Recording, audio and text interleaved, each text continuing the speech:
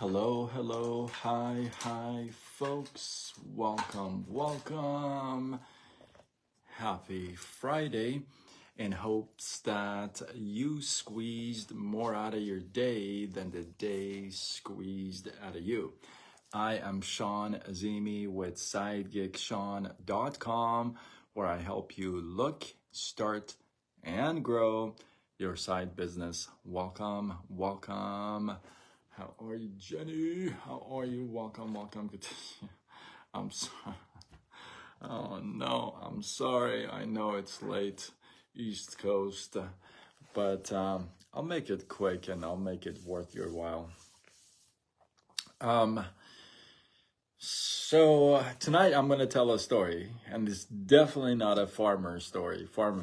So it's a good story. And if you guys know, I love telling stories, and especially if they're true stories, I love them even more. And this one happens to be a true story. And I haven't talked about, let me think. I don't think I've talked about romantic love for a while. It's been a while since I have talked about love and romance and all that stuff. And I came across this story a couple of days ago, and I just love the story. So I saved it for Friday night, for the lovebirds. So when it comes to love, okay, first of all, I've done, I think at least one, maybe two other lives about this, but in a relationship, in a romantic relationship, if you would, personally, I don't believe that love is enough. In fact, I really believe it's not enough. Now, I do believe that love is the foundation, but that's a whole other life. But love is definitely not enough. That's one. And two, I feel like love is the word love has been abused and used and reused and abused again so many times. You know, we just tend to say we love everything, and then we fill the blank. And then when it comes to actually love and loving somebody and genuinely like being in love with that person, it becomes tough to say, which is kind of shouldn't be, right? But so I feel like the word love, it has been abused and used and overused and all that stuff. But nonetheless, I do believe in true love. You guys know, if you're new to my lives, then welcome. If you're a vet, then you probably know this already. But I don't believe in unconditional love either. You know, there's no such thing as unconditional love. But in this case, though, I do believe in true love, which is very different than unconditional love. So, you know, we all seek that attention, that kindness, that love, if you would. And it's nice to have.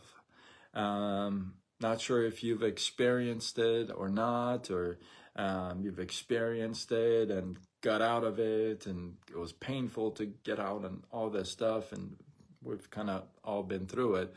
But nonetheless, if you've experienced that love, it's a kind of a cool thing. It's nice, right? Feels good.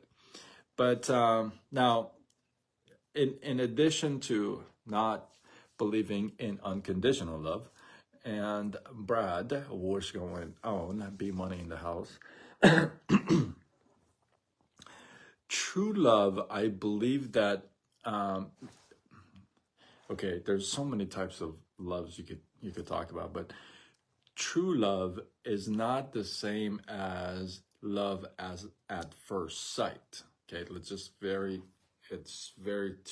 it's two very different concepts, right? So I truly believe that true love doesn't happen like overnight. Like, you can't just show up in somebody's life and then the next day they're like, oh, this is true love. I just kind of find that hard to believe. It's kind of like hard to believe, right? It may be like love, you may be feeling something, you may be feeling connected, you feel like you can relate, and all that stuff is going on, and it's kind of going that way. I get it. But true love, as I'm going to tell this story for you, I feel like it takes time. It's just like respect. You can't just show up in somebody's, or trust. You can't show up in somebody's life and say, oh, I trust you 100%. I don't know. I feel like trust is earned, and I've talked about this before, but so is true love. Okay, so I think I beat that concept in the pre-show, if you would, enough. So when it comes to true love, check this story out. I love this story. You like this? B-Money? I had to switch a couple hats for my skit right before this. I did a skit, so I had to switch a couple hats. So it's kind of a hat day. But so this is a true story, and it's a beautiful story. So a granddaughter is telling the story about her grandmother. So she tells the story and tells the story as such. Says, my grandmother came from a very wealthy family. Came from a family of, they had maids, they had people, like they had chefs. They were very well set. Oof, that's a tough one, right? Very well set. So, but her dad or her husband or her grandfather, her husband, not so much. Regular family, no maids kind of a thing. They worked every day hard. And so when, he proposed, for some reason, they gave him their daughter and they got married. Well, because she came from such a family and a background, he wanted to make sure that he provides everything for her. Basically, he wanted to make sure that she doesn't feel any kind of a hole in her life with him, so that he did everything for her. He was there for her all the time. Well, after a long marriage, if you would, he passed away. And soon after that, she got Alzheimer's. Really bad, too. And so granddaughter tells a story that my grandmother got Alzheimer's really, really bad, to where she completely had forgot everything, even herself. Sometimes, right? She forgot everybody, and she was having a difficult time with everyone. So at one point, the grandmother is invited over to granddaughter's house, just to change the environment, if you would. And she goes to their house, and obviously does not recognize anybody at all. Sees a picture of herself and her husband on the wall. And she gets irritated and kind of screams out and says, "Who is this woman with my Arash?"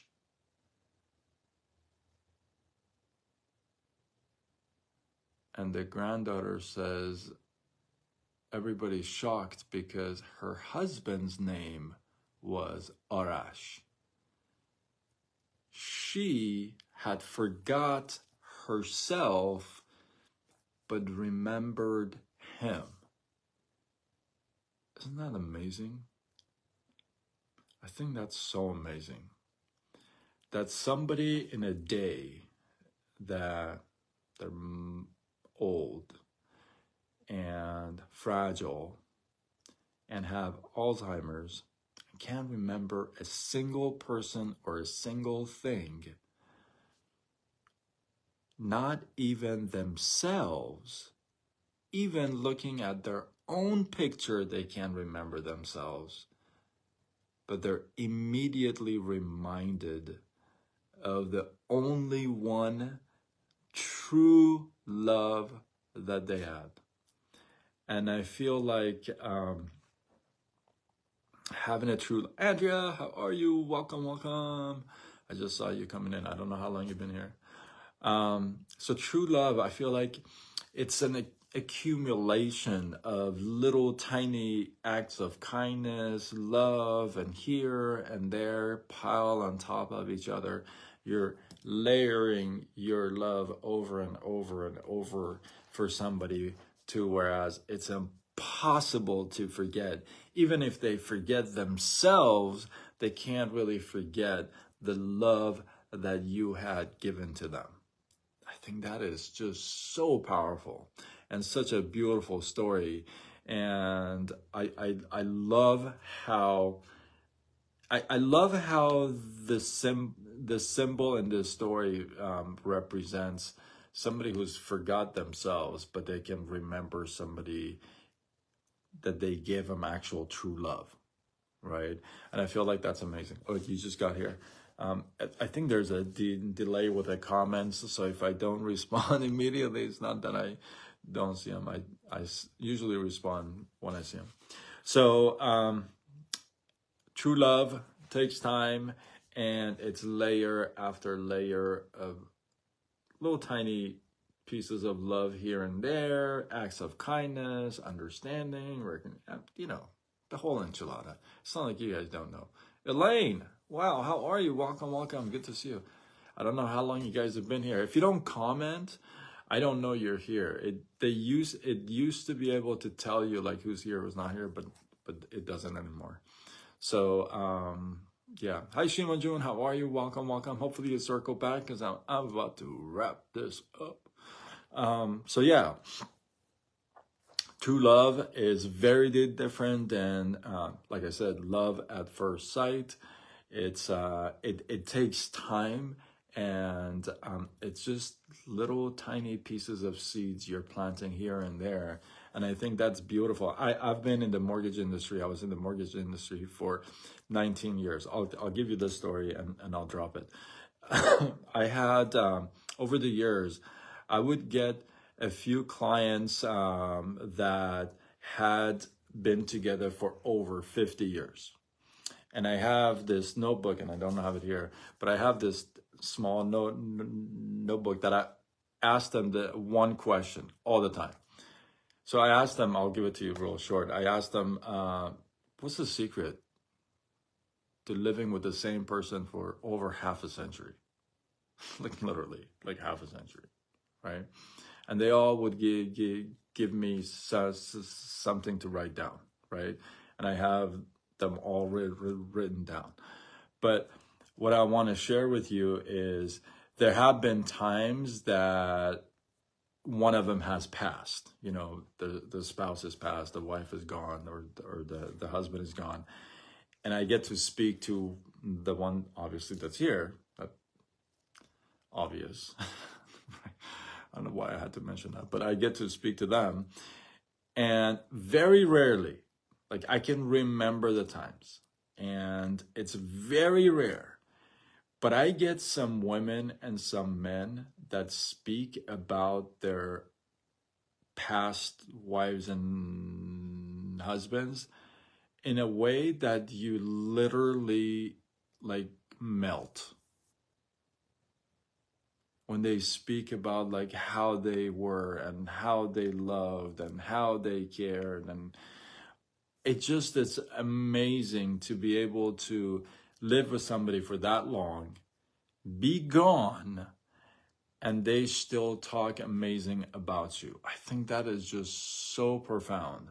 And I'm telling you, 19 years in the mortgage industry, I can probably count the number of those cases in no more than the two hands. I think maybe I want to say 6 people I can remember.